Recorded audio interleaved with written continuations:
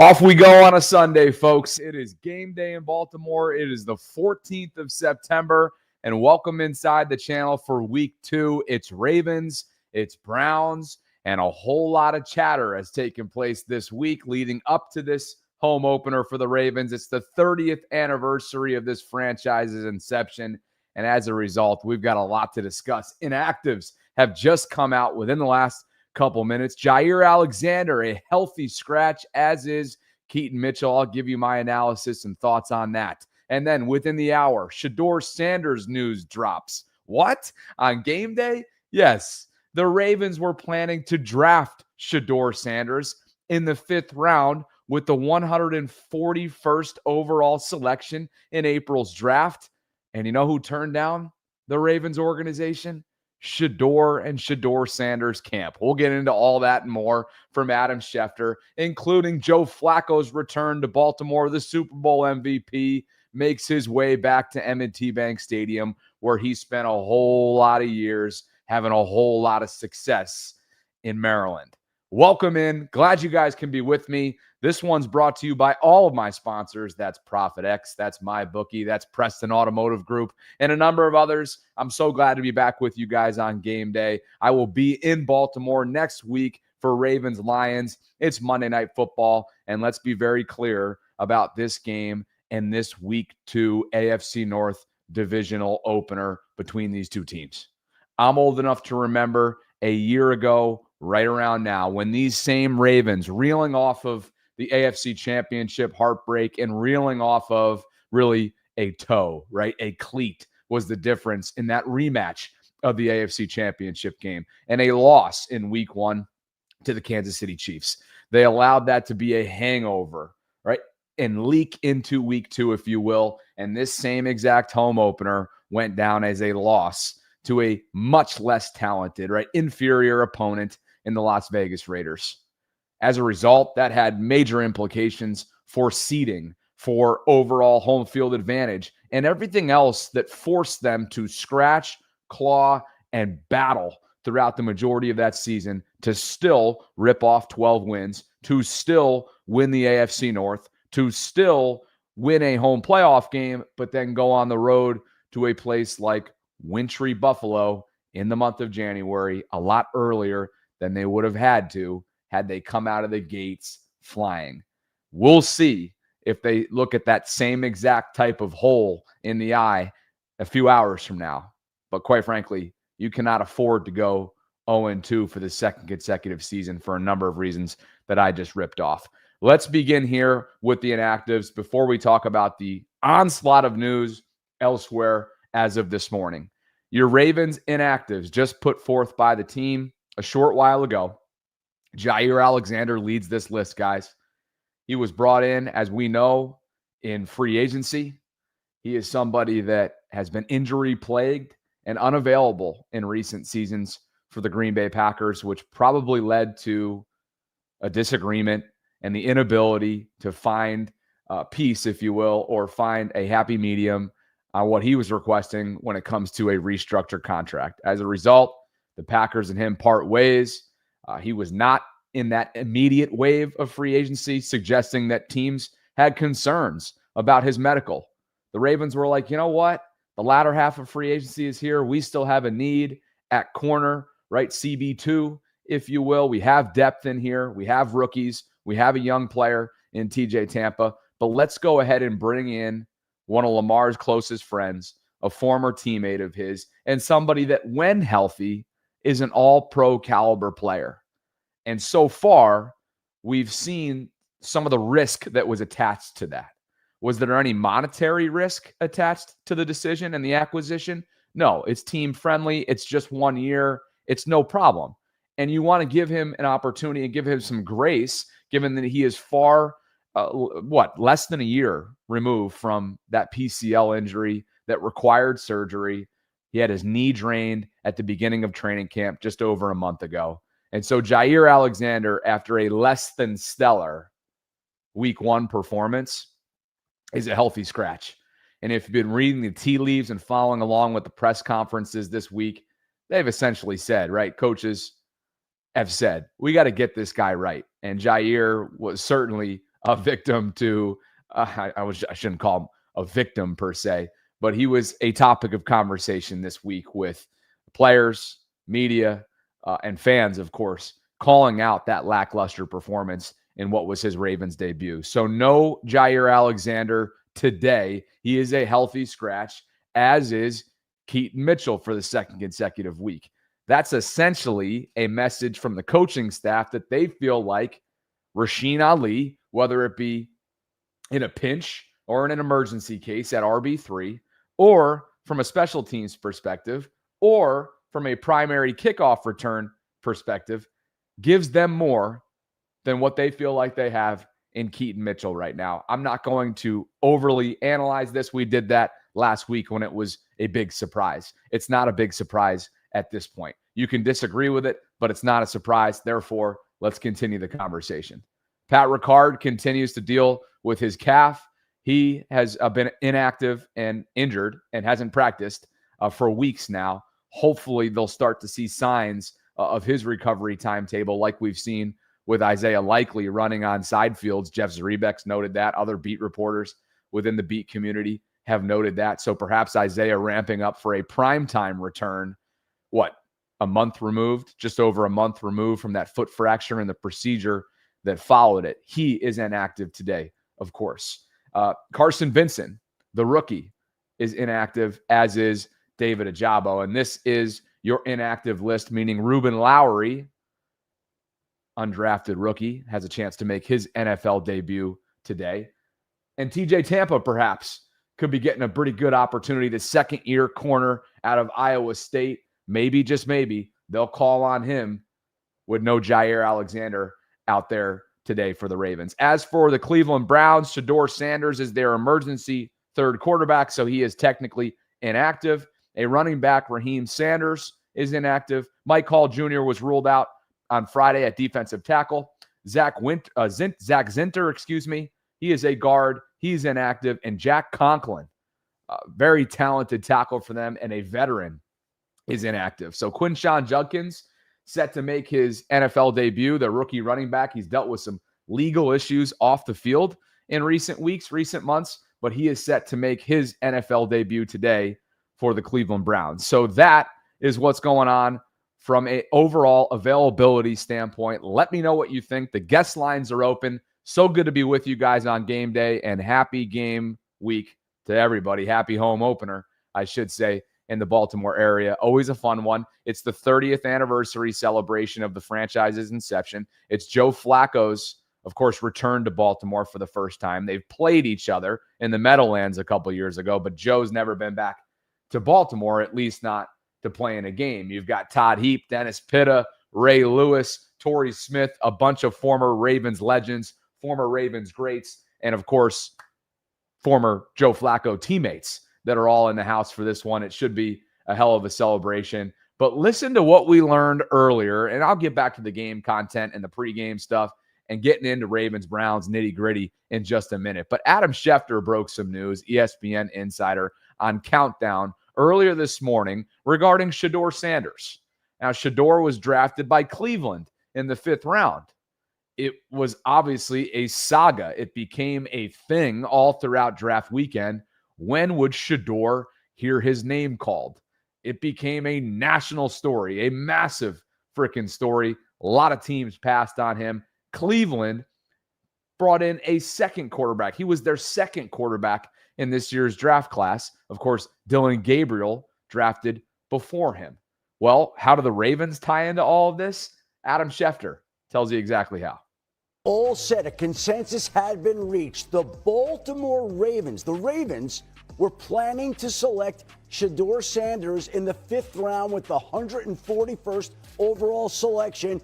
But when he found out, he got word back to the Ravens that he preferred not to go to a place where he would be competing and backing up Lamar Jackson. He wanted to be in a place that he could play. And so when the Ravens got that message, they pivoted, went a different direction with the 141st overall selection. And 3 picks later, the Cleveland Browns selected Shedeur Sanders, who will be in Baltimore today, where he could have been spending his NFL career if he were willing to back up Lamar Jackson. Preferred not to do that, and so Shedeur Sanders will make that trip to Baltimore today. Could have been a Raven, but he's a Brown, third string on the depth chart. Okay, guys, you following this? Shedeur Sanders turned down, or perhaps his camp turned down the Ravens when he heard that they had plans to select him as he continued to fall, free fall, really, from the first round. Maybe he was never a first round graded talent, but from the first round all the way down to the fifth round, 141st overall. I believe they went with Carson Vincent instead. But it got back to Shedeur, right, prior to that pick, and he declined that essentially. Now, did he have an option? You can voice your opinion, and if you're the team on the team's end, of course you don't want to bring in a player that doesn't want to be with you. And so in Shedeur's case, he looked at the overall situation, knew that Lamar Jackson was there. At the time, had Cooper Rush been signed yet? I don't think so, right? Going into the draft, had they already brought in Cooper Rush? You know what? I think they had, right? Because Cooper Rush was a March acquisition. Maybe one of you guys can do a quick Google search for me on that. I want to say he was in March, right? They brought him in after the Dallas Cowboys let him walk. And so, yes, it was a quarterback-filled room, if you will. Certainly a lot more stabilized, much more stabilized, let me be clear on that, than what Cleveland had at the time, knowing that, Joe Flacco was there, Kenny Pickett was there, and then they went on to draft Dillon Gabriel. So ultimately, Shedeur and his camp look at this and they say, well, where do we have the best opportunity to start right away? And they decided that Cleveland apparently would be that place. But Alex Smith, a former quarterback, now ESPN analyst on Sunday NFL Countdown, had a strong criticism today on Shedeur Sanders' decision to do what he did and ultimately turned down one of the model franchises. Sure, he wouldn't be walking into QB1, if you will, in Baltimore, but turned down a model franchise where his father once played. Listen to Alex.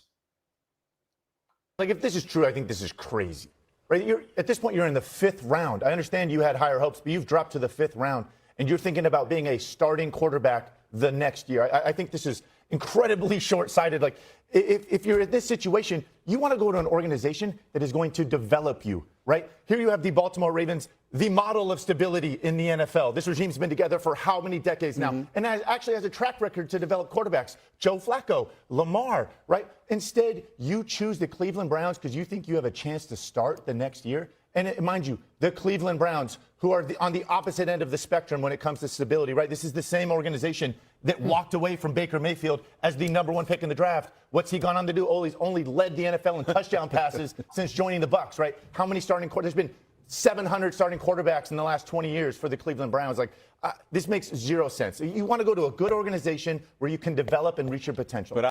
Strong words there from former NFL quarterback, and a darn good one at that, in Alex Smith. Quote, I think this is insane if it's true, the report from Schefter. At this point, you're in the fifth round. I understand you had higher hopes, but you've dropped to the fifth round and you're thinking about being a starting quarterback the next year. I think this is incredibly short-sighted. You want to go to a good organization where you can develop and reach your potential, perhaps citing what Jordan Love has done, even though he waited it out and actually waited for Aaron Rodgers to leave Green Bay. Of course, Aaron Rodgers did that with Brett Favre. Now, these are different situations, right? Lamar's not going anywhere. I think we all hope that he's in Baltimore for the foreseeable future for the next 10 plus years.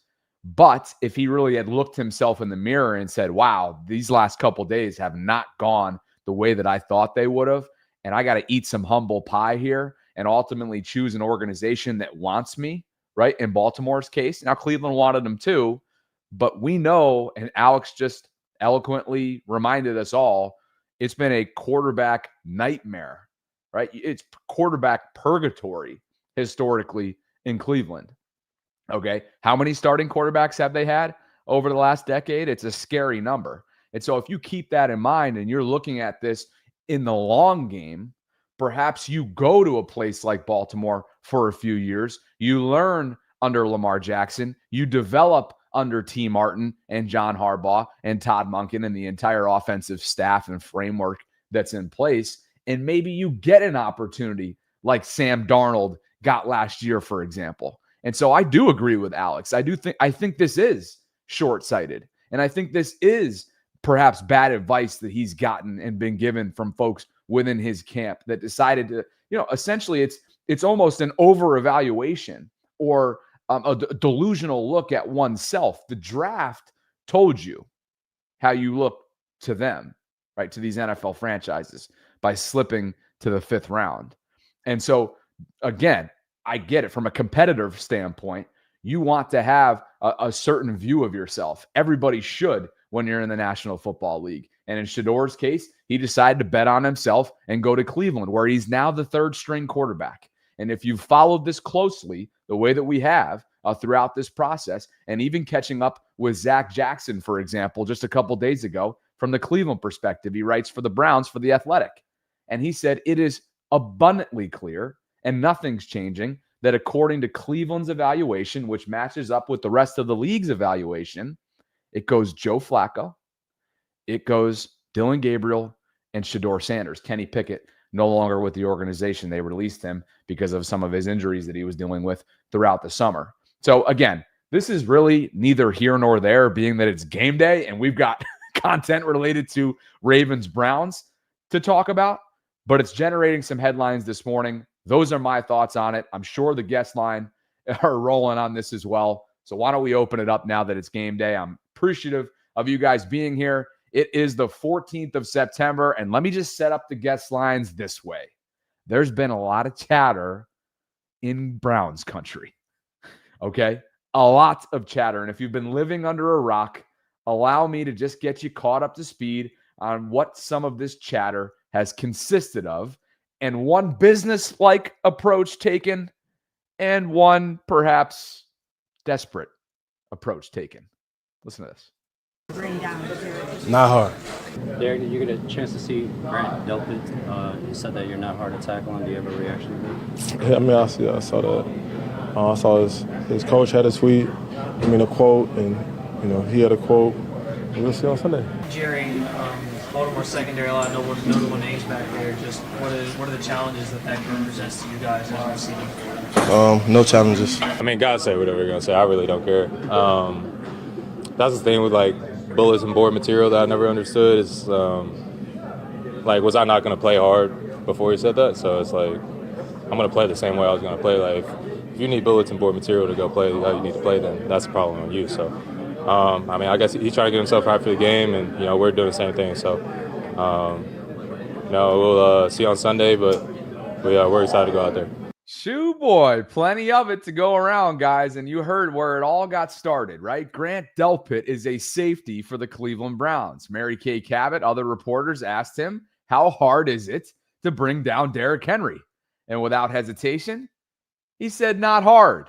Kyle Hamilton, quote, if you need bulletin board material to go play how you need to play, then that's a problem on you. And of course, Jerry Jeudy saying that there's no challenges whatsoever going up against the Ravens secondary, which, oh God, the elephant in the room is he correct on that? But we'll get to that another time. You get the point. There's a lot of chatter going into this one, and it's going to be ugly out there.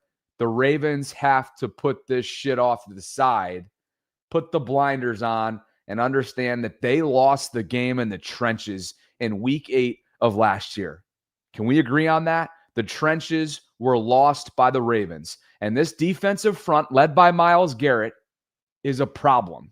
I don't think they're going to be able to put up 30 points. I think the Ravens can. Ultimately, that's why I'm going 30-17 Ravens today.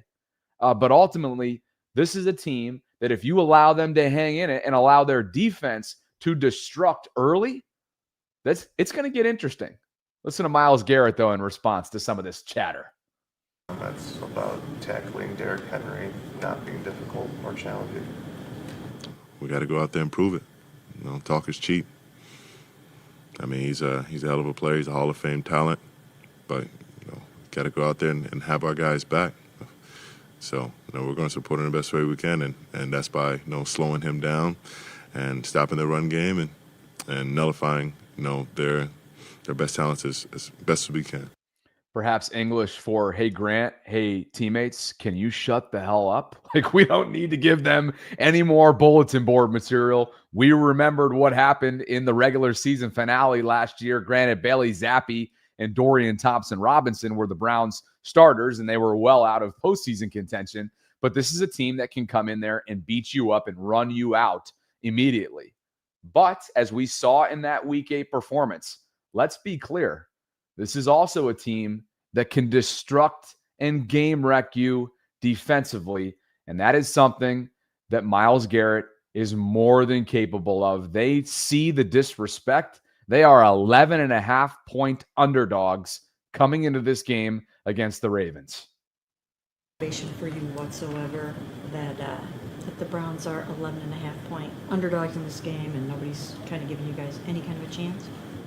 That was 12.5 last I checked, but yeah, it definitely goes to my mind, when we're working throughout the week.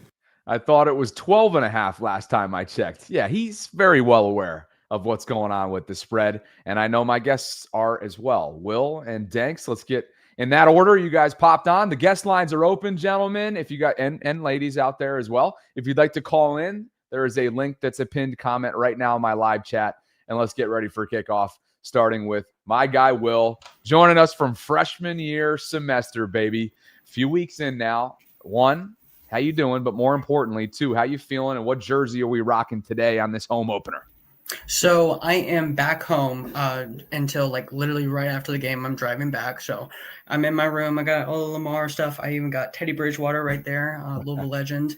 But today I'm wearing Zay Flowers. My little sister's wearing it too. So, I'm just matching with her today. So it's going to be fun. Well, and Will, a.k.a. you're wearing the #1 receiving yards leader through 1 week's jersey. I mean, yeah.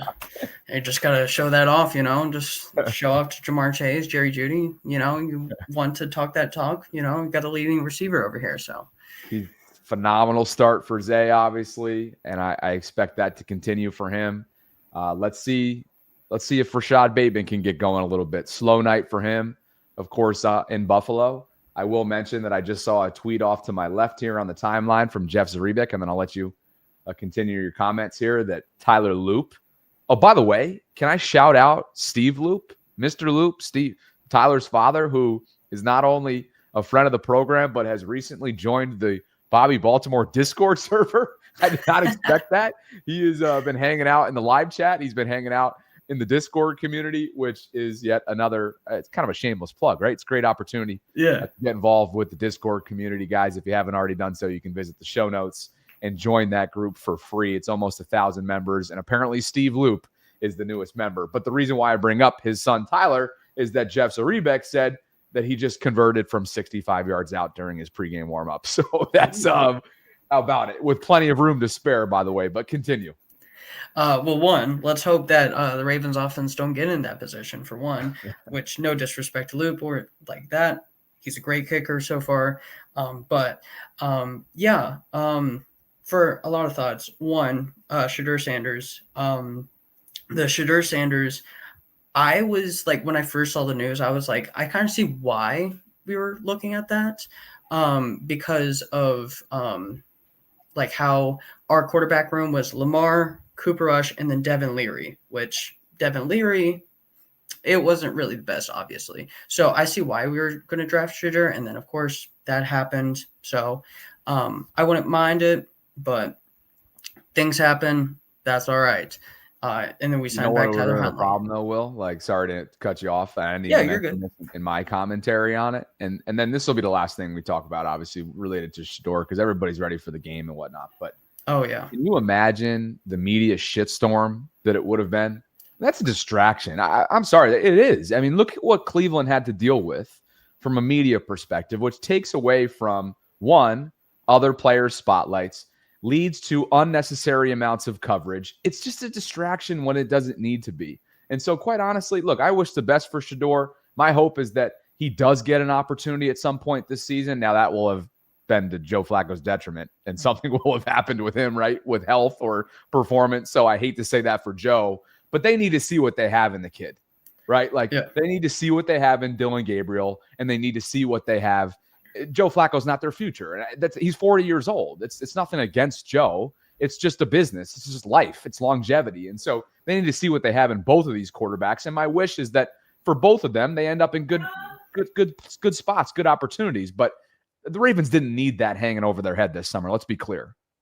Yeah, no, I agree. Because, like, I mean, kind of like what you guys were talking about when Lamar got drafted, like, and Joe Flacco was there, and the narrative was like, oh my gosh, Joe Flacco hates Lamar because of this, yada, yada, yada. It would be kind of the exact same thing with Shedeur. Like, oh, is prime time going to, like, ease Shedeur into the starting job and kick Lamar out? Like, it'd be a whole media shitstorm, like you're saying. So, you know, I agree with that. But give me your thoughts on the game, my brother. I'm a little bit nervous because I know in-division games are kind of crazy. I'm happy that Jair is getting healthy now. Like, he's going to be sat out, which sucks, but gives more opportunity to our rookies or undrafted rookies and TJ Tampa and all that, those players. So I'm excited for those opportunities. I hope I do not want to be up by 40 and sell the lead again and be 0-2 for 2 straight years. But hey, positive thinking. I have us beating the brakes out of the Cleveland Browns this weekend. All right, my brother. Enjoy yourself. Safe travels back to campus. And hope it's everything that you wanted and predicted coming up on this home opener, Will. Talk to you soon, my man. Of course. Thank you. All right, absolutely. Will, kind enough to spend a few minutes with me. And again, you did mention him here, right? You heard him there related to the inactives. And this is ultimately what the Ravens are going with today. And that is no Jair Alexander, who is a healthy scratch. 2 clips from the past week that was following the tape that he put on film in Buffalo. One coming from former NFL defensive end Chris Long and a former Super Bowl champion in Rodney Harrison, again, analyzing and evaluating what they saw from Jair Alexander. Let's begin with Rodney first. Have to be accountable. Yeah. I talked to Jair Alexander. He said, I'm ready to play. I'm going to play 20-25 plays. That's half. You got to be ready. When your name is called, you have to be ready. And if you don't have post safety help, what are you doing playing outside technique, giving up the inside? It's those little things, but that comes from an experienced defensive coordinator. You know what I mean? So details, the small details. And that's the difference between winning a championship and just being an MVP and not winning a championship. So again, I'm just going to run that right back real quick because Rodney's comments on John Harbaugh got a lot more traction this week, right, than Jair's did. Listen to that once more. Some of the players have to be accountable. Yeah. I talked to Jair Alexander. He said, I'm ready to play. I'm going to play 20-25 plays. That's half. You got to be ready. When your name is called, you have to be ready. And if you don't have post safety help, what are you doing playing outside technique, giving up the inside? It's those little things, but that comes from an experienced defensive coordinator. You know what I mean? So details, the small details. And that's the difference between winning a championship and just being an MVP and not winning a championship. That was post-game after the Bills lost. Rodney Harrison on Jair Alexander. And again, I want to give him a little bit of grace here, right? Just to be clear, I want to give Jair grace. I've mentioned this once. I'll mention it again. I've mentioned it a lot more than once. This dude had a PCL injury at the end of last year in Green Bay. He underwent a significant PCL tear procedure in January. He then had his knee drained at the start of training camp, and he played 30% of the snaps on Sunday against the Bills. So he needs time to ramp up. And by John Harbaugh, Zach Orr referring to like, hey, we got to get him right, that certainly suggests that that's the case, right? They need to get him right coming up for the foreseeable future. And until then, you're going to lean on, right, the Nate Wiggins, the Cheeto Awuzies, the TJ Tampas, right? Some of your younger players, you have to see what they have. Listen to what Chris Long had to say on this topic. Again, the Jair topic, who not only had that one issue, right, outside versus inside leverage, but also made a little bit of a blunder. Shoestring tackling is a damn good tackle, by the way, but allowing Keon Coleman, not allowing, I should say, Keon Coleman to go into the end zone, which would have been, big for game management there in the waning moments, giving the Ravens, which didn't end up giving the Ravens enough time to try and kick a game-winning field goal there in Buffalo. Ravens are a wagon. I think one of the things I'm worried about with the Ravens defense is the corner 2 position, right? We kind of took it for granted when Jair Alexander joined up and we're like, oh, there's a fucking super team. Mm-hmm. I think there's Jair Alexander this year and then him like 3-4 years ago. There's a difference and it happens fast. He finished the night with 2 really bad reps. Oof. There's Jair now, and there's Jair 3 or 4 years ago. And again, that was the risk when you bring in a corner with his injury history who's really struggled to stay available in recent years. Back to the guest lines. You heard what Chris Long, to Danks and then to Kyle. You heard what Chris Long said. Now I'm going to open this up to you guys. Here's the question. Do the Ravens have a CB2 issue? All we talked about this week was their inability to get home with a 4-man rush. Correct? But maybe the elephant in the room is, and there could be 2 elephants, but the question I want to know from you guys is, do you think the Ravens have a CB2 issue? Thanks. Welcome into the program. Happy game day to you. What's going on, brother? What's going on? How y'all doing? I feel like we do and we don't have a CB issue. Like, I feel like John Harbaugh be getting in his own way a lot of the times when you got Keon Martin, and I know he's an undrafted rookie though, but people that's hungry like that gonna play good. You feel me? They want to put good film out there. And why isn't Keaton Mitchell starting, man? Like, this is getting out of hand. This is like Keaton Mitchell done put on some good film before he got hurt, and he put on good film in the preseason. Like, to the point where you wanted to pull him for the rest of the games, but now you don't want to play him. Like, that's not making no sense. So just in case, hey, thanks. Just in case folks are just popping on the stream, as you guys can see, inactives were released by the team within the last hour or so. And for the second consecutive week, Keaton Mitchell is an inactive, meaning he's a healthy scratch. Keaton, it will be 2 years removed from a serious ACL procedure in December. That was, of course, leading into the AFC Championship run that they were on. And of course, is the lightning, right, to Derrick Henry's thunder. Definitely. By not saying, by making this decision without saying it, they're really saying indirectly, right? And I think Ken McCusick from Film Study just had a really great tweet on this, and I'll read it, word for word. He says, Mitchell remains a surprise inactive to me. Ali, meaning Rasheen, played 1 snap on offense and 8 non-kickoff return snaps on special teams. Because remember, Justice and Rasheen have become your primary, rotating kickoff return specialists for this team. And then, of course, LaJonte handles punt return duties. So Ken goes on to say, essentially, the deactivation of Mitchell means the coaches believe Mitchell's contributions to the offense plus incremental value as a return man are not worth more than Ali's 1 and 8 snaps, meaning 8 non-kickoff return snaps, just special teams perspective, and then 1 snap on offense. That's the decision they're making. That's their evaluation. And I'm with you, Danks. I'm somewhat surprised by it. And the thing is, I ain't got nothing against Ali, you feel me? But from what I've seen, and I'm pretty sure what everybody else have seen, I haven't seen Ali have a better game than Keaton Mitchell yet, or hasn't put better tape out there than Keaton Mitchell. Like, if I'm wrong, show me the tape. But I haven't seen Ali hit his head on the goalpost like Keaton Mitchell has. I just haven't seen it happen. Tell you what, Rasheen had a great summer. Can we agree on that?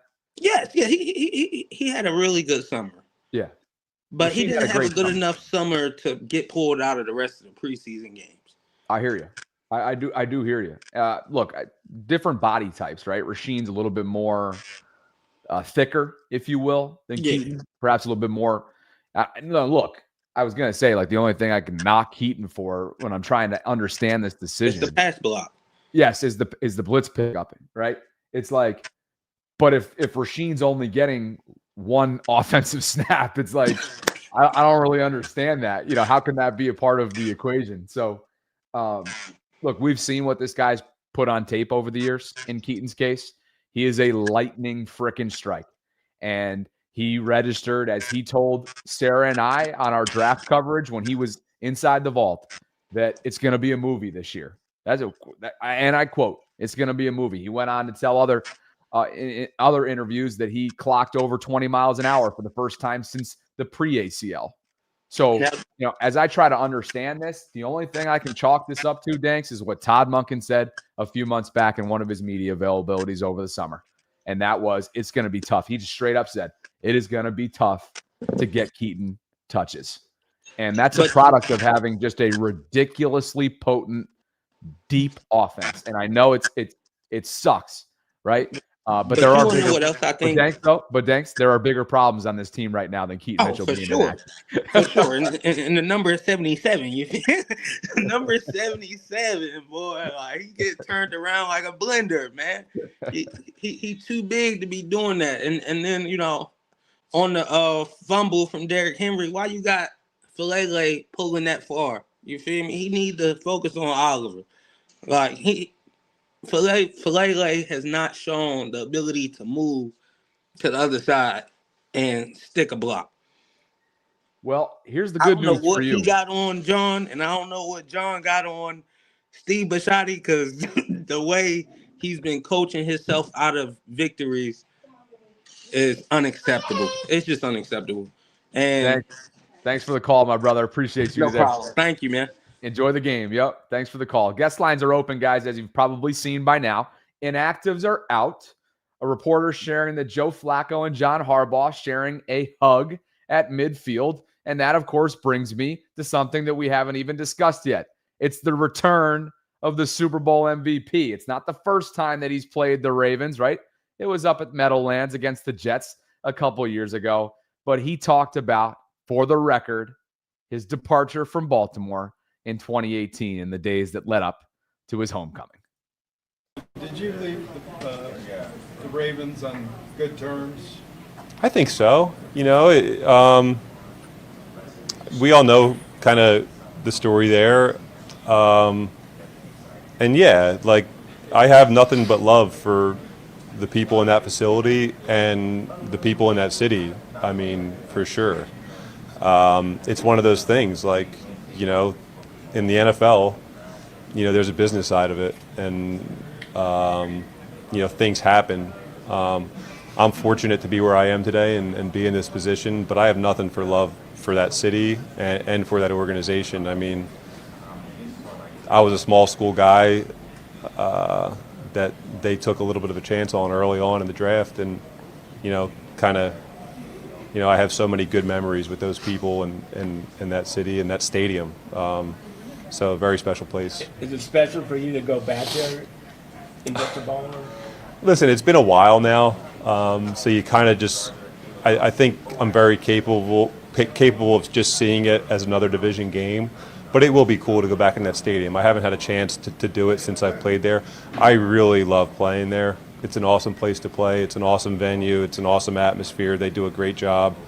So I love playing there. So I think in that respect, it will be pretty cool to go back for sure. Joe, is it kind of weird that you haven't been back there? Like the schedule hasn't worked out? Yeah. You've been there. And what do you think the fans, how do you think they're going to react to you?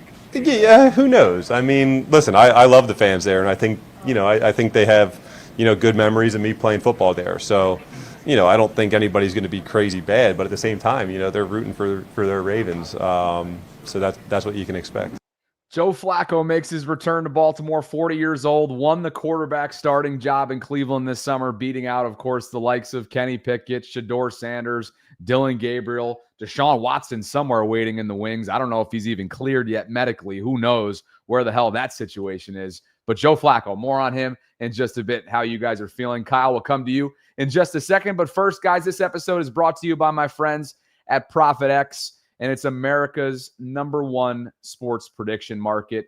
And I got a little bit of a perk for you as well. If you use code BobbyB at ProfitX.co today for game day, you'll get up to $200 in profit cash on all your plays for the first 30 days. This is my season long. This is my go-to all season long for plays and player props. And again, they are available in 40 plus states. You win real money predicting sports. You'll get better odds than traditional sports books because you're playing against others, not the house. And with ProfitX, you can request your own odds, play with confidence, and get super fast payouts straight to your bank, card, or even if you're in the crypto game. So go ahead, consider signing up now at ProfitX.co. Start winning real money predicting sports. Terms and conditions do apply. And again, if you use promo code BobbyB, that's BOBBYB, which you can find in the show notes, you'll get up to $200 in profit cash on all your plays for the first 30 days. Again, if you go to that link, I'll just show you what it looks like real quick so we can look at not only this game that we're talking about in Baltimore today, and it's the home opener for the Ravens, but also the other ones that are available as well. Seattle travels to Pittsburgh. It's Aaron Rodgers against Geno Smith. That's coming up at 1 o'clock in about 40 minutes from now. The AFC East showdown, Bills and Jets, that Josh Allen and Buffalo soft schedule continues, although we'll see what the Jets have, man. I like Justin Fields. I do. I hope he resurrects his career. San Francisco at New Orleans today. No Brock Purdy. Keep that in mind if you're going to throw some money around on that one. New York is in Dallas. Oh, woof. Just start Jackson Dart already, please. Rams are in Tennessee. And, of course, this one, which is now moved to plus 13. The Ravens are 13-point favorites at home against Cleveland. If you click into it, you can see a bunch of the different props and plays that you have available. Let's see what that over-under moved up to, 46.5.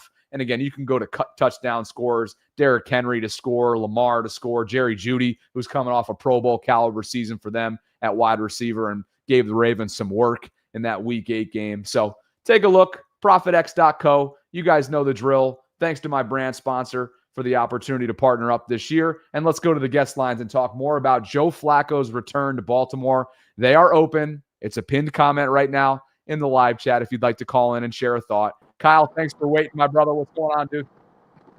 Hey, what's going on, Bobby? How you doing, man? I'm great. How are you? You're on your way to the bank? No, not this game. Nope. Heading back home to watch the game. Okay. And your thoughts on Joe Flacco returning? I mean, what's there to say? It's cool. It's Joe Flacco, man. I mean, I got nothing but love for the guy. I think I speak for most of the fan base, if I'm being honest. Brought us home a Super Bowl MVP, had a lot of solid years until he kind of had that knee injury. And I really think that it's unfortunate that he went to the Broncos after Baltimore. I think he could have had a much better opportunity somewhere else. And then, of course, he had the neck injury that set him back. But I think his career could have gone very differently had he gone to another place. But long story short, summarize, I mean, I'm happy. It'll be cool to see Joe play in Baltimore again. I got nothing but love for the guy. Well said, Kyle. Yeah, he was seen pregame on the field, hanging out with the likes of Dennis Pitta, one of his best friends in the world, Todd Heap, Ray Lewis.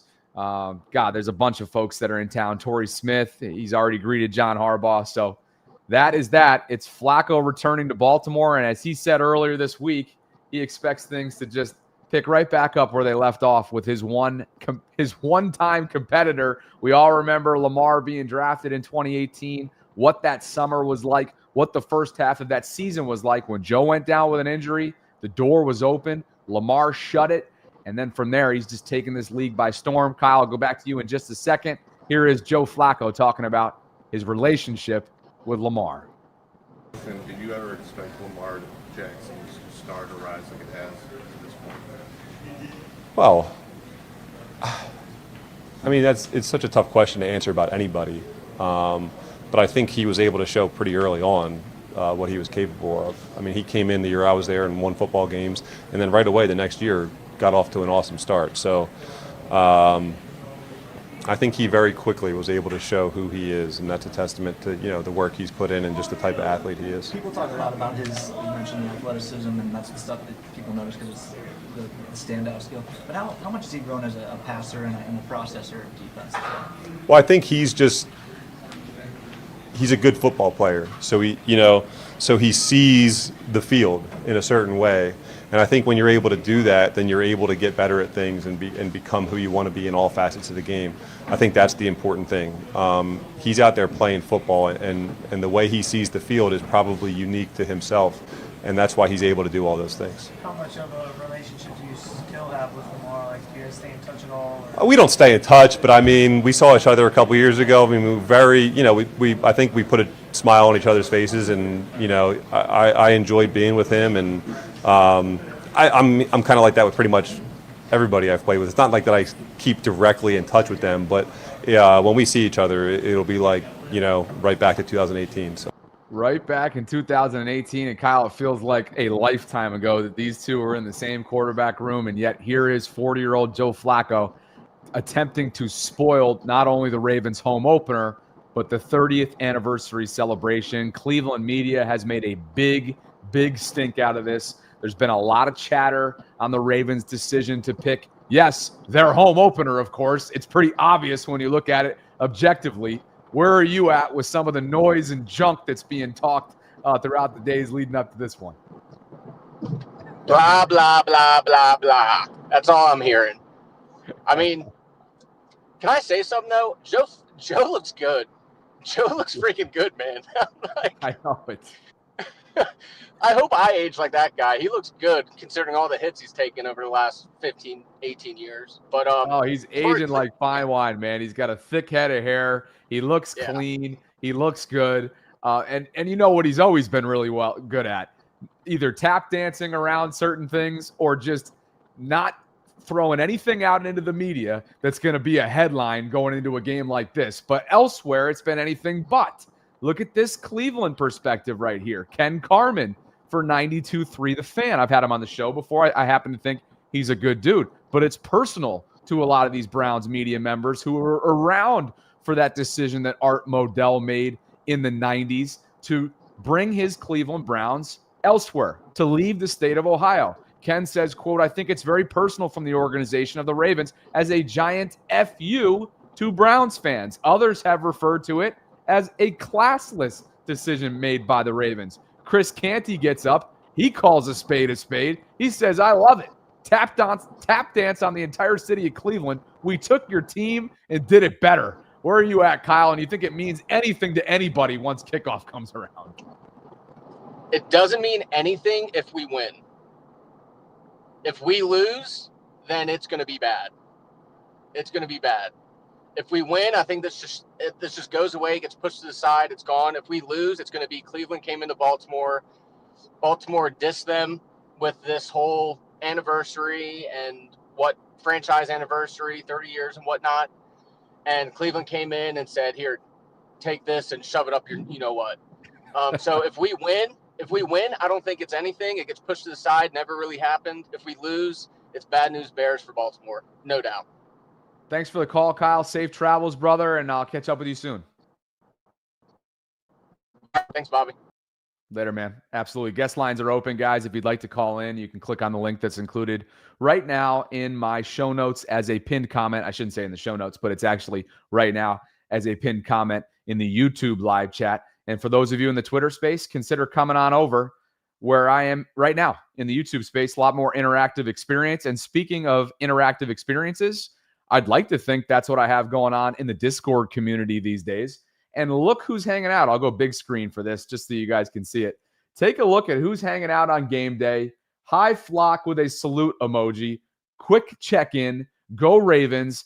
That is Mr. Steve Loop, father of Tyler, Ravens rookie kicker, who's been kind enough to mix it up in the Discord community. Guys, if you haven't already done so, I would love for you to join this group.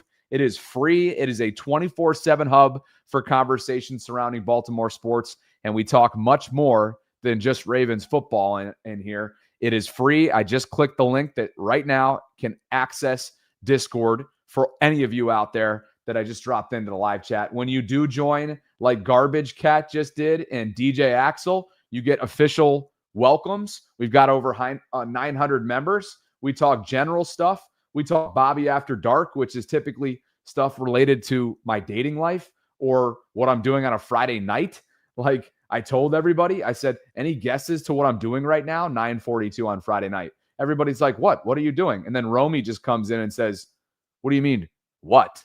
She crosses out what and says, who? Oh, from the top rope. That was well said there, Romy. No, I was like, okay, well, this is going to be a total letdown because I'm not doing anybody. I'm trying to get Al Michaels on the show. That was the main goal. And anyway, there's just a lot of fun in here. Orioles baseball, Maryland Terps across the board, and college football, college baseball, college basketball, you name it. It's a fun community, and I hope you guys will consider joining up. We are just over 30 minutes away from kickoff. If you could, on the way in, like the video. There's over, how many folks do we have watching in the YouTube space right now? We've got close to 200 of you concurrently watching in the YouTube space with only 68 likes. So if you could, do me a solid there, and please like the video. It helps out tremendously from an overall growth and algorithm standpoint. I appreciate you guys for being here. Subscribe if you haven't already done so. Hit that notification bell. Channel memberships and gift-giving memberships are now available here inside the Bobby Baltimore channel. I appreciate you guys for being here. I also appreciated these press conference notes from folks on the Brown side of things, because as much junk as there was being talked elsewhere throughout that locker room through the media, it was anything but from Myles Garrett, their star pass rusher, when he was asked about Lamar Jackson. Practice week, are the rush rules a lot different the week you go against Lamar than other weeks? I wouldn't say the rush rules are different. I would say they're more emphasized. Obviously, he's the most athletic quarterback probably that we've ever seen. So, you got to make sure that, you don't let him escape to his throwing hand, and, you got to treat him like he can throw it like the best of him, and he can run it like the best of him. So, you're not trying to mash the hand. You're trying to get his ass down. It never gets easier playing Lamar, but how does familiarity with him, the amount of familiarity you have with him, help as you go into a matchup in terms of when you're on the field? It plays to the predictability of his tendencies and where he wants to go with the ball, and a bit to where he wants to escape. But there's just the inherent unpredictability about what he's going to do with athleticism, and how soon is he going to scramble, through what, through what holes, and to what extent is he going to stay behind the line? Is he going to throw it, or is he going to do like he did against the Bills and run 70 yards, get 19 yards, and you just don't know. Well said there by Myles Garrett, who's just an all-around good dude. I continue to think the whole helmet throwing incident with Mason Rudolph years ago was just an aberration or an outlier, because he's just a high-character guy, always says the right things about the opponent, and particularly when it comes to the respect that he has for Lamar Jackson, it's palpable. It's undeniable that there's a tremendous level of respect here. I think, and that feeling is mutual, by the way. Quote, I wouldn't say the rush rules are different, meaning when it comes to preparing for Lamar Jackson week. I would say they're more emphasized. Obviously, he's the most athletic quarterback we've ever seen. You got to treat him like he can throw it like the best of them, and he can run it like the best of them. What about his talented and very highly skilled and respected defensive coordinator, Jim Schwartz, who's a Maryland native, by the way, a graduate and alum of Mount St. Joseph High School, for those of you who are familiar with the Baltimore high school community. And I believe he grew up in the Halethorpe, Maryland area. Jim Schwartz is the defensive coordinator under Kevin Stefanski in Cleveland, and he had this to say about facing Lamar. Lamar, where does Lamar's biggest improvements come since he's come in the league? Yeah, he's been at the top of his game for a few years now. I think everybody, does some things a little bit better as they get older and things like that. But I think most of the improvements he had came early in his career. Now he's just, playing consistently. Doesn't turn the ball over very much. Uses his legs when he has to. He's been, and this was probably about 3 years ago or so, he got significantly better versus the blitz. That used to be something that people could do to take his legs away, make him throw quicker than he wanted to. He's a really good deep ball thrower. Saw that last week in Buffalo, that ball to Hopkins right there. We have a lot of respect for him. We know we're going to have to play our very best when he's out there. But, I don't think what we're seeing from him is a recent development. It's been a few years coming, and hats off to him for the improvements that he's made. Oops, I cut off Jim there at the end. Career. Particularly early on in his career. High praise and some significant compliments there from one of the game's great defensive play callers. Quote, he's been at the top of his game for a few years now. Most of the improvements he had came earlier in his career, and now he's just playing consistently. Doesn't turn the ball over very much, uses his legs when he has to. He's a really good deep ball thrower. We have a lot of respect for him. I don't think what we're seeing from him is a recent development. That from Jim Schwartz on Lamar Jackson. While we're on this topic, the Browns and Jim's defense played the Ravens very tough in one of the two games from last year. And as much as I hate to have you guys revisit this 30 minutes before kickoff, I think it's a necessity, unfortunately. I think it's a necessity. Okay? This is a Cleveland defense that won the trenches warfare. The battle in the trenches was won by the Browns in week 8 of last year. And what I did over the weekend was sort of gloss over and revisit some of what went wrong in that week 8 performance in Cleveland, where the Ravens lost to the Browns 29-24. Jameis Winston was the starter under center for the Browns. Yes, the Ravens were dealing with some injuries. Yes, they had Eddie Jackson still on this roster before he was cut in season. They had just demoted Marcus Williams. But this is what transpired. This is what had to go wrong and terribly wrong for the Ravens in order to give Cleveland the chance to pull off the upset, which they did. 2 dropped picks by Eddie Jackson. Kyle Hamilton dropped one right in his breadbasket from Jameis Winston in what would have sealed the game in the fourth quarter. Rashad Bateman had a big drop on 3rd and long. Nelson Aguilar had a big drop on 3rd down. They were 2 for 10 guys on 3rd down. Derrick Henry, they failed on a direct snap to Derrick Henry to get 1 yard on 4th and 1, which resulted in a turnover on downs. Justin Tucker missed from 50 yards out. And I could have continued. I mean, there were probably 3 or 4 more valid, legit bullet points that could have gone into this equation, but you get the point. A lot went wrong for the Ravens, but really the big takeaway last year was their inability to win in the trenches. They got manhandled. They got outperformed by Cleveland's defensive front. And as a result, they dropped a big one. That was a big one. At the time, they were 5-2. After that 0-2 start, and you're thinking to yourself, okay, maybe the passing defense is starting to come around. Maybe we're starting to hit our stride, and you drop one 29-24 with the Jameis Winston-led Browns. It's just, it was such a kick in the ass, right? Like you take 10 steps forward just to take 15 back. But a lot of these were self-inflicted.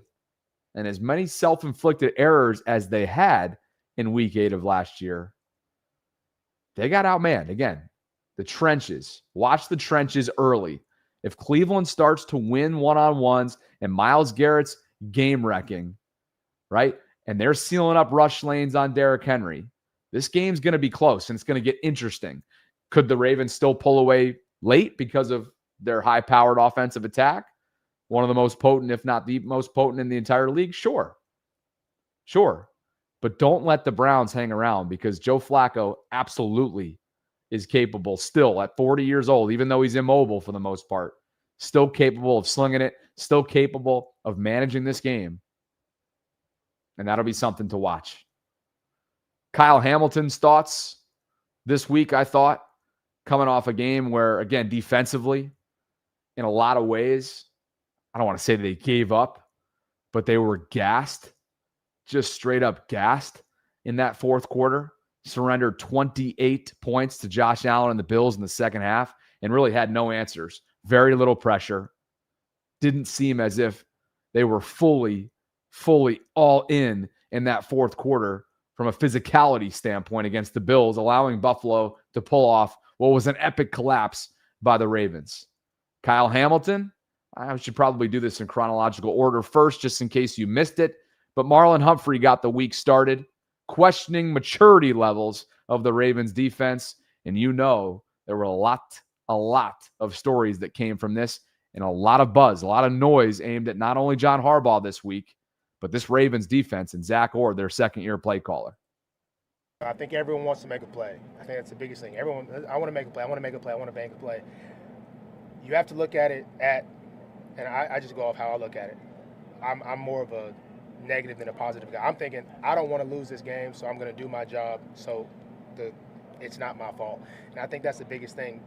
You do your job, and if a play comes to you, it comes to you. You don't go out, I'm trying to make a play and then do my job. And I think that's the biggest thing. We all got to – it's so crazy how I get beat, but the pass rush helped me out, so it's a bad throw by Josh. And then when it doesn't work like that, the pass rush doesn't help, the coverage doesn't help. The coverage doesn't help, the pass rush doesn't help. It's just so key to how it all works together. And I think that's the biggest thing is do your job, and if a play comes to you to make it. And I think working on that maturity, it comes in practice. We do a lot of scenarios. It's crazy how we did the exact scenarios that we lost on multiple times all throughout camp. We were in the perfect calls for a lot of the things that happened.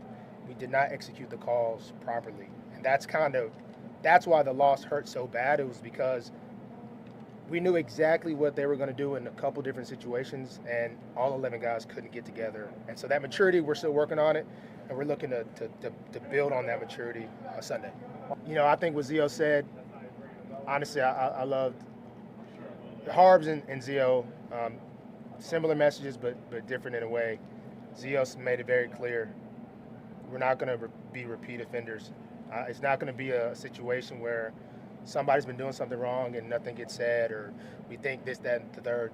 If you're doing things right, you're going to play, and if you're not doing things right, you're not going to play.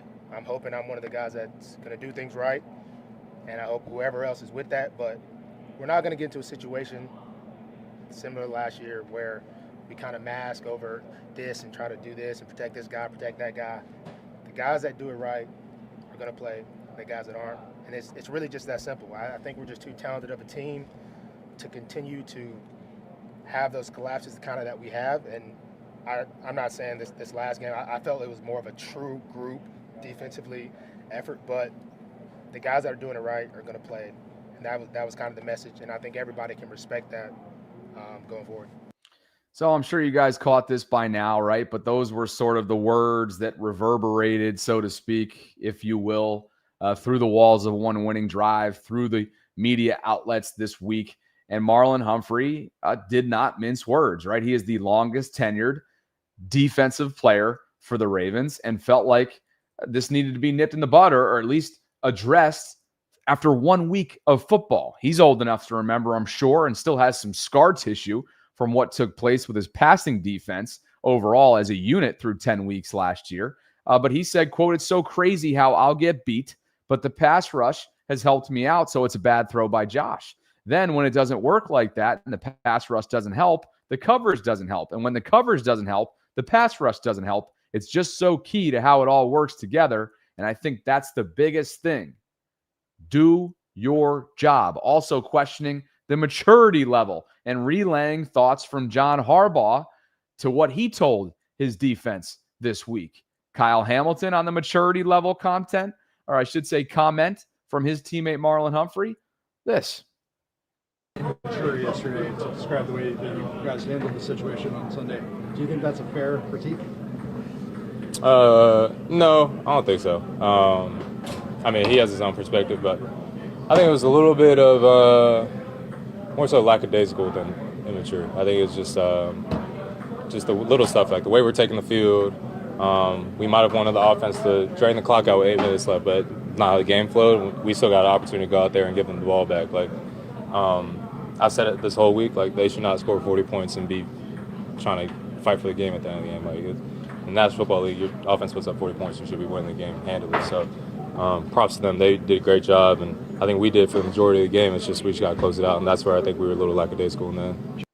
So Kyle Hamilton asked point blank, did he think that Marlon Humphrey's comments, right, the critique, which was really relayed from head coach John Harbaugh on the maturity levels or lack thereof, were fair. And Kyle said, no, I don't think so. He has his own perspective, more so lackadaisical than immature. That from K-Ham on Marlon. Do I think there's a rift between the two of them? No, they're great friends. Obviously, key members, key leaders of this defense.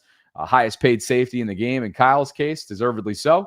And, of course, Marlon is the longest tenured defensive Raven on this team. These guys care. These guys are vocal leaders. And these guys understand that what they put forth last year as a unit through 10 weeks had a lot to do, right, with seeding, home field advantage, and overall stress levels that was on this team as they scratched, clawed, and battled up until the final weeks of the year to not only win the division, but to go host a home playoff game against the Steelers, which they won convincingly. But ultimately, when it was all said and done, it was too early of a playoff exit for a team that has this much talent. Cam Newton on First Take at the end of last week, talking about what a loss to these Browns and an 0-2 start would mean for Baltimore. Now, upset alert, I don't necessarily know. But if the Baltimore Ravens fool around and lose this game, there is something to be said in Baltimore. So while you directing traffic over there to the NFL and sounding the alarms, when you send them to Cleveland, if the Baltimore Ravens lose this game, you also need to send them doggone to Baltimore as well, because this is the thing to consider. There's not a team in the NFL on paper that should even come close to beating the Baltimore Ravens. If the Baltimore Ravens find a way to lose this game and fall 0-2 to the Cleveland Browns, it's going to be hell to pay. It's going to be hell to pay. That from Cam Newton on a potential 0-2 start that the Ravens could be facing going into today against the Cleveland Browns. We are about 20 minutes away from kickoff. They did it last year, guys. They did it last year. They lost to the AFC Championship, or they lost in a rematch of the AFC Championship to those same Kansas City Chiefs, and they dropped one that they shouldn't have against the Las Vegas Raiders. Cleveland is a prideful team.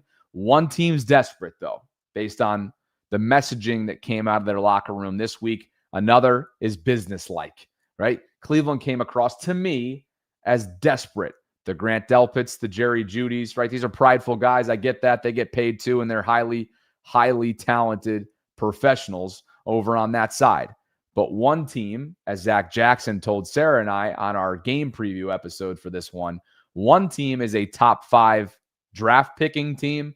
Another is a top 5 Super Bowl contending team. And I think we know which is which going into this contest. What about Terrell Suggs? The great Terrell Suggs, potential future Hall of Famer in Canton one day, an all-time Raven, had this to say to me and Sarah after a very, very loud week with criticism aimed at head coach John Harbaugh due to what we know is a disturbing trend of fourth quarter blown leads, not only in recent games, but in recent years that dates back quite a while. You know, it's been a loud week for your former coach. It's been a loud couple of years with some of the underperformance in the postseason, and sometimes he's the easy, on the opposite end of like where the finger ends up being pointed to within the fan base of trying to essentially divvy up blame and make sense of this underperformance, right? It's been un-Raven-like, if you will, from the standard of excellence that they've over 30 years now, which of course is the anniversary this weekend, as we know. How do you balance, whether it be as a former player, as a fan of your former organization, or just simply from the business side of things? How do you balance the fact that it's year 8 for Lamar Jackson, expectations are sky high, and yet they've underperformed in the postseason? How much of that blame should be pointed at the coach? I think very little. I think we had a firm understanding as players is that when you cross them white lines, nobody can save you. Only you can save you. Like, we got the plan. It's our job to go out there and execute the plan. I hate that, every time something goes wrong, which is, he's the head coach. This is why he's in that job. He's going to take the blame if the team lost. But from a player's perspective, when we see what's going on, John Harbaugh is not out there running and throwing any balls. He's not tackling anybody. He's not He's not covering anybody. You know what I'm saying? This is our plan. You got to go out there and execute. And as we clearly see, the plan was working. We had the lead. It was working. And but like I said, one misfortune after another. It has nothing to do with the coaching. You know what I'm saying? If it's 3rd and 9, you know what I mean, 3rd and 8, you don't, run a 7-yard route. You know what I'm saying? Like, yo, go get the first down. Go get the first down. I know on paper it says, yeah, you're running at 7, but we need a first down. At some point, the players has got to be accountable. You know what I'm saying? And like I said, we all itching to win. Like, we all been right there. We all been right there for years. You all been right there for years. You know what I'm saying? And you just can't get over hump. And I don't think that's, the coach. It's like we haven't played the same team every year. It hasn't been the same team knocking us out of the playoffs every year. You know what I'm saying? It's been a different team, different case of a different set of circumstances. And you know what I'm saying? And it's hard to replace a winning coach. You know what I'm saying? Like, Harbs is a winner. You know what I'm saying? I think he's a winner. And I think it's unfair. It's like, yeah, like we all want to win the Super Bowl. We all want to win a Super Bowl. But you take a gamble and you try to bring in another coach, you thinking you're going to match the success. I don't think that. And not in this case. Not in this case. Sis standing tall for his head coach that, of course, he won a Super Bowl with. I know not exactly what maybe some of you guys want to hear coming off really the state of this team after losing to Buffalo 41-40 with a double-digit fourth quarter lead. And I get it. The 17 blown leads in recent seasons, the most by a head coach since 1991, is not exactly a list that you want your head coach on. It hasn't been good enough. But at the same time, they win a lot of games.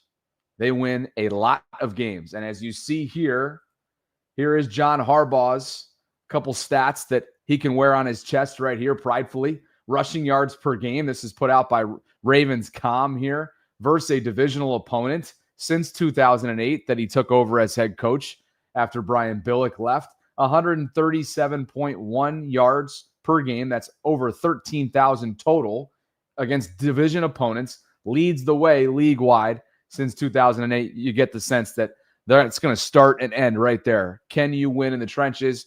Can you dominate on the ground against these Cleveland Browns? We'll see. We will see. Myles Garrett's going to have something to say about that.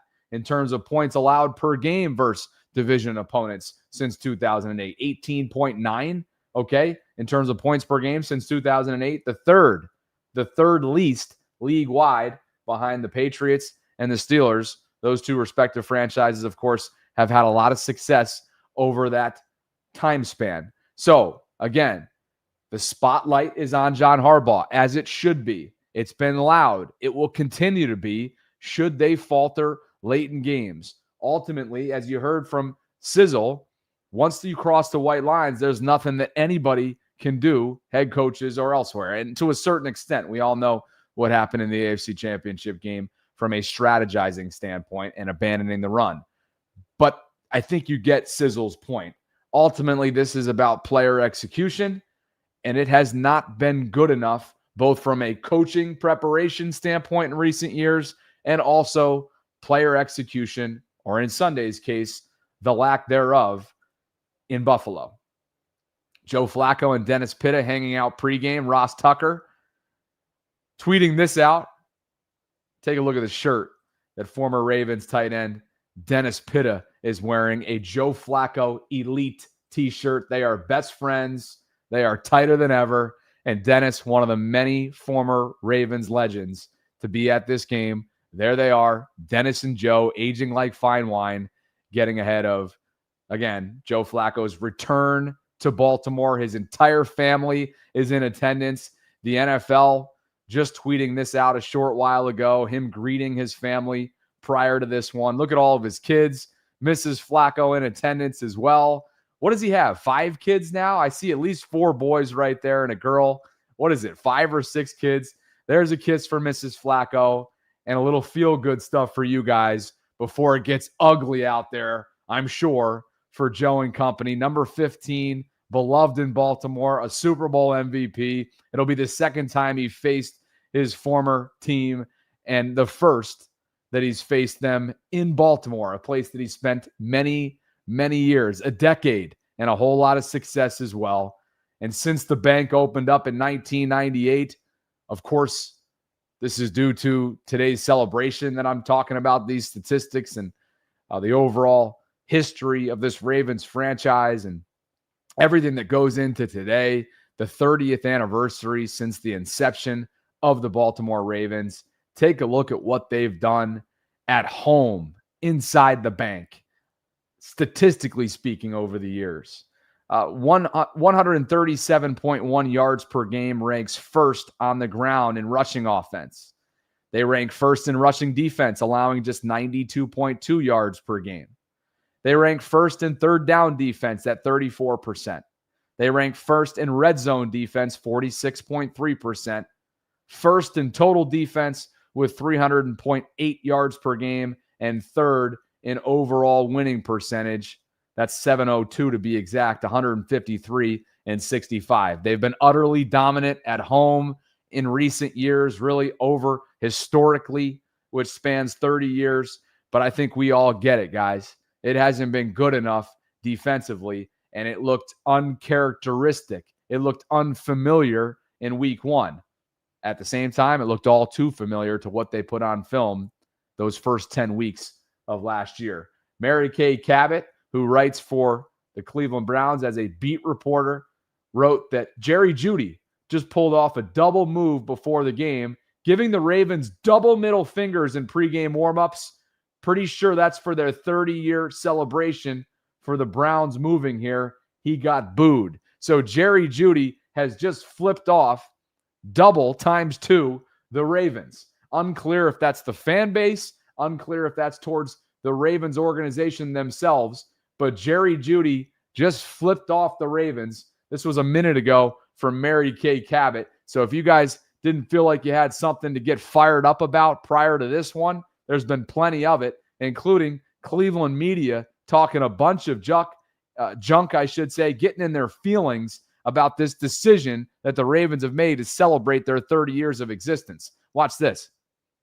Into the nitty gritty of what they're doing. Like, my theory was, I think this is a giant bleep you to the people who have done their best. I think this is really a bleep you to the fans of Cleveland from the organization, not the fans of the Ravens, from the organization, because I think that they know that Canton, Ohio is obviously 60 miles away, 50-something miles away from Cleveland. And they have wanted to get Art Modell in the Hall of Fame when he was alive, then posthumously. And they also know that it's probably never going to happen because the voters don't want it to happen, because they also think that they know that any chance that they get that they see him on the board, people in Northeast Ohio, which are predominantly Browns fans, are going to boo their faces off. And the NFL doesn't want that look, and the Hall of Fame doesn't want that look because of the history.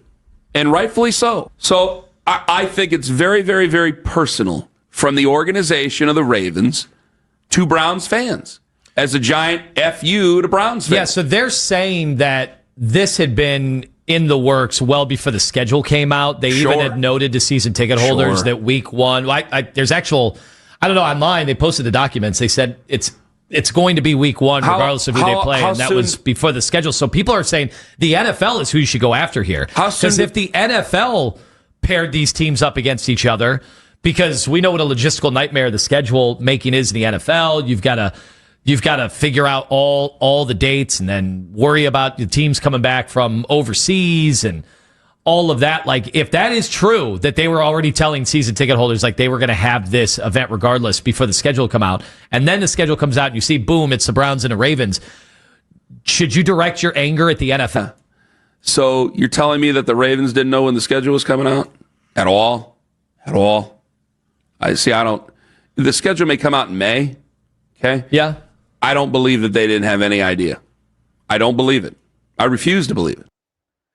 Oh boy, just one of the many, many snippets and clips that came out of local Cleveland radio this week from the Ravens' decision to, of course, celebrate their 30th year anniversary. Mary Kay Cabot just noting here again what I shared with you prior to sharing that clip, that Jerry Jeudy has just given the Ravens double middle fingers in pregame warmups, and pregame warmups are happening as we speak. Malachi Stark set to make his debut in Baltimore as a Baltimore Ravens rookie. And yeah, Jerry Jeudy apparently adding a little bit of flair to this one. Get your popcorn. This is going to be something else. We're a couple minutes out from the start of this game. And again, just in case you needed anything to get a little extra fired up about with this one, the Ravens organization has been called classless. Ken Carman said it's a big FU, right? I mean, you just take your pick in terms of what you need to get fired up from this one. Few minutes out from kickoff, Sarah and I will be live with you post-game, of course, for this one.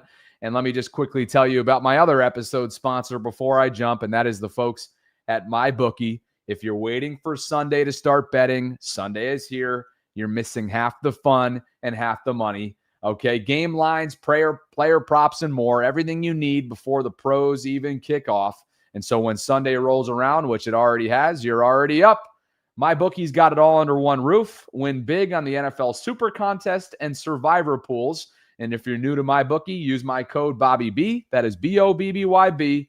And any bet you choose up to $500 is fully covered. You can make your play, and if it doesn't hit, you get it right back when you opt in using your bet back bonus token. MyBookie's where bettors win together because bragging's good, but cashing in is better. Please gamble responsibly, and if you're having trouble, do me and yourself the favor.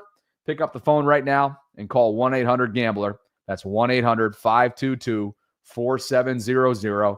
Again, that is code BobbyB at MyBookie. That's Bobby B. BOBBYB. Thanks to them for the continued support. Thanks to all of you guys. Enjoy this one from Baltimore. It's Ravens-Browns. It's coming up any minute. Sarah and I will be back with you post-game. You guys know the drill. Thanks for the love. Like the video if you could on the way out. Thanks to Ryan K. Johns for the super chat. He writes, we don't need to bring in a new coach. Just elevate a current one in Todd Monken. He's 3 years younger than Harbaugh, and he is a true play caller. That from Ryan. Thanks for the thought on John Harbaugh's job security. And thanks to all of you for spending some time with me here in pregame form. Like the video on your way out. Subscribe. Hit that notification bell. Enjoy this one. No Jair Alexander. Look for a lot more of TJ Tampa. Look for a lot more of Chido Awuzie. And be on the lookout for something that I saw in pregame warmups, guys. And when I say I saw it, I saw the beat reporter community tweeting about it. And that is Teddy Buchanan, the rookie out of Cal, was lining up opposite Roquan Smith, perhaps your starter in place of Trenton Simpson in the weak side starting linebacker position. So that will definitely be something to be on the lookout for just because of that rotation that they've been doing a little bit of. Corners, Nate Wiggins, Chido Awuzie, Marlon Humphrey will be in the slot. Expect Nate and Chido to be your starting outside corners based on what beat reporters saw high atop M&T Bank Stadium in this one. All right, enjoy it, guys. I'll catch up with you in a few hours. Thank you for all the support, and enjoy this game.